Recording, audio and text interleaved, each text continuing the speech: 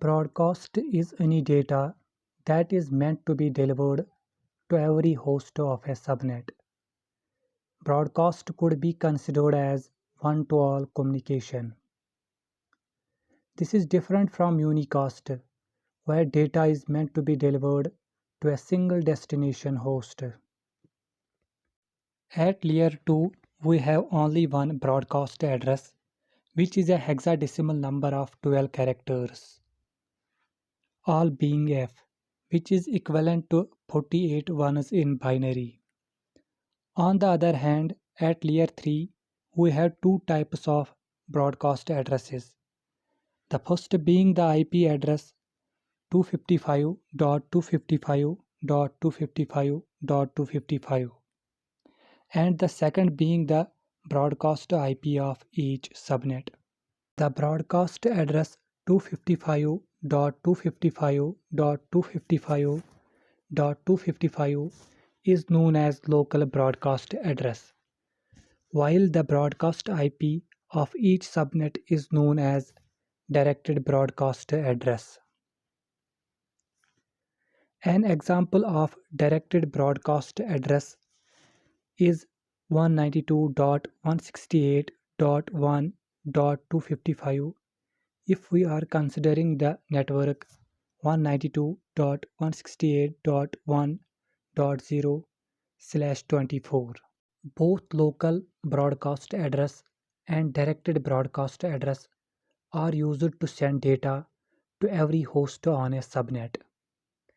In other words, both broadcast addresses are used to communicate with all the hosts of a subnet.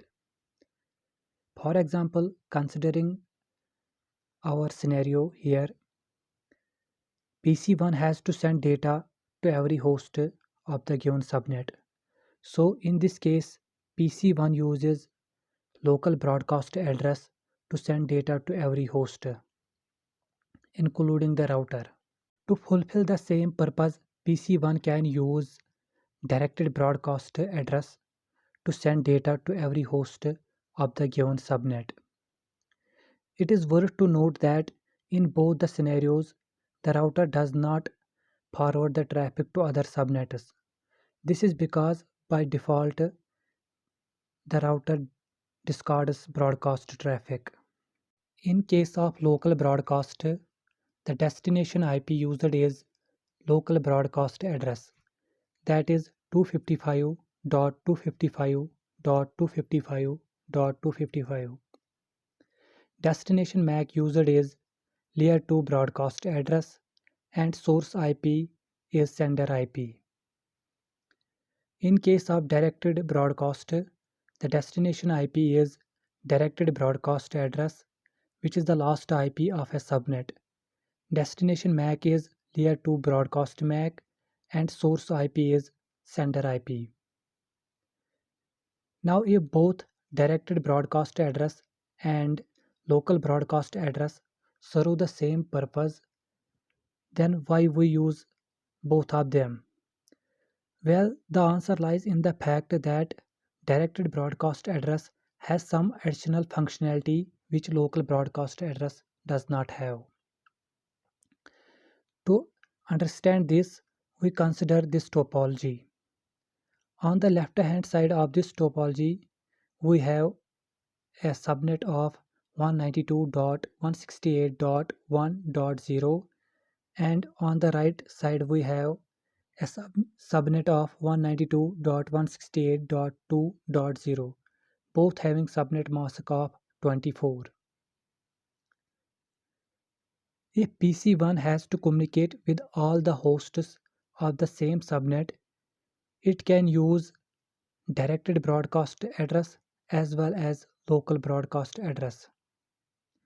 Now if PC1 has to communicate with all the hosts of subnet 2, it cannot communicate with all the hosts of subnet 2 with local broadcast address. For that purpose, it can use directed broadcast address. In order to communicate with all the hosts of subnet 2, PC1 uses source IP as its own IP and destination IP as directed broadcast IP of subnet 2, that is 192.168.2.255. In this way, PC1 is able to communicate with all the hosts of subnet 2. It is worth to note that the traffic from PC1 to router 4 is unicast traffic, while the traffic from router 4 towards the subnet 2 is broadcast traffic. The source IP for the traffic from PC1 to router 4 is the IP of PC1, and the destination IP is directed broadcast IP. When the traffic reaches the router converts the destination IP to 255.255.255.255, and destination MAC is made layer 2 broadcaster. Now to summarize it all, at layer 3 we have two types of broadcast IPs: local broadcast IP and directed broadcast IP. 255.255.255.255 is known as local broadcast IP, while the broadcast IP of each subnet, which is the last IP of each subnet, is known as directed broadcast IP. Both local broadcast IP and directed broadcast IP are used to communicate to every host of the same subnet.